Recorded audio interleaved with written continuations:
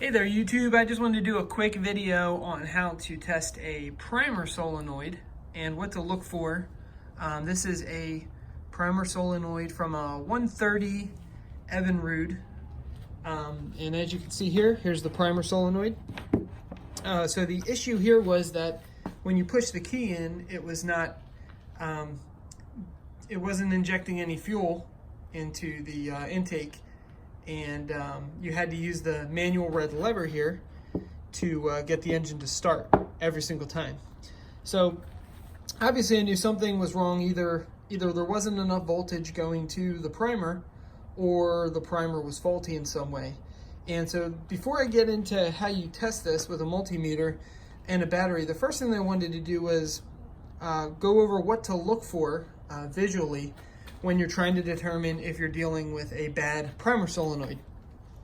So it may be a little bit difficult to see here, but this one is clearly bad. As you can see, the bottom part here, this shiny black part, should be all the way up into the casing here. This kind of exploded and shot back out, and so that's a definite sign that this primer solenoid is bad. The other thing that you also want to look for is right up at the top here. You can see there's cracks in the top portion of this primer solenoid. So the way that this works is fuel comes from your main fuel line into this hose, and it goes down into this primer solenoid here. And when you press the key in, it delivers 12 volts to this primer solenoid, which then causes a plunger inside to push back. When that plunger pushes back, it allows fuel to flow from this hose out through these two little barbs here. And then that goes directly into the intake for your motor. That allows you to kind of start the motor a little bit easier. Well, if this plunger is not working, you have this red switch here, which allows you to turn the switch away from the body of the solenoid, and that allows you to manually move fuel to these barbs in case your plunger isn't working.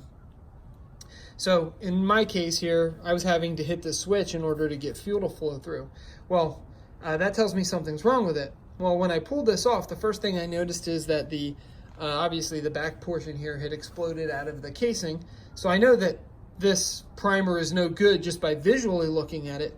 But I also wanted to go through some troubleshooting steps you can do with a multimeter to determine if your primer's bad, if there's nothing visually wrong with it. So the first thing that you're going to do is get yourself a multimeter. This is a cheap one you can buy from Walmart, and this will do exactly what you need it to do. Well, the first thing you want to do is you want to make sure that you set your multimeter to ohms. We're measuring the resistance here. So you're going to set your multimeter to ohms, and I'm setting it to ohms here on my multimeter. And then what you want to do is you want to take your ground, and you want to hold it to the ground cable right here. And then you want to touch your positive lead to the 12 volt wire right here. And you want to see what it measures. Now obviously you can see here I'm not getting a consistent measurement, and in the end it ends up sitting at 0. That tells me that the solenoid here is pretty much shot. It's not able to hold it's not able to show any type of resistance on my multimeter. So that lets me know that this solenoid is no good, among the other visual things that you can look for. The other thing that you can do to test a solenoid is, especially if you don't hear it click when you're on your boat and you're pushing your key in, it may be that you're not supplying enough voltage to the primer solenoid wire here to get that thing to click. So one other thing that you can do is you can take a battery like this one right here, and you can take cables kind of like these, and you can hook them up to the positive and the negative side of the battery, and then the other sides you would come down here and you would hook this one up to the positive lead, and then you can hook this one up down to the negative lead.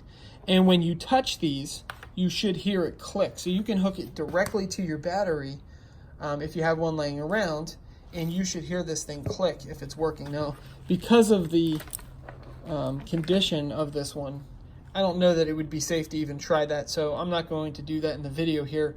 But that's another way that you can test it. If you don't have a multimeter, you can test whether or not it's clicking just by hooking it directly up to a battery.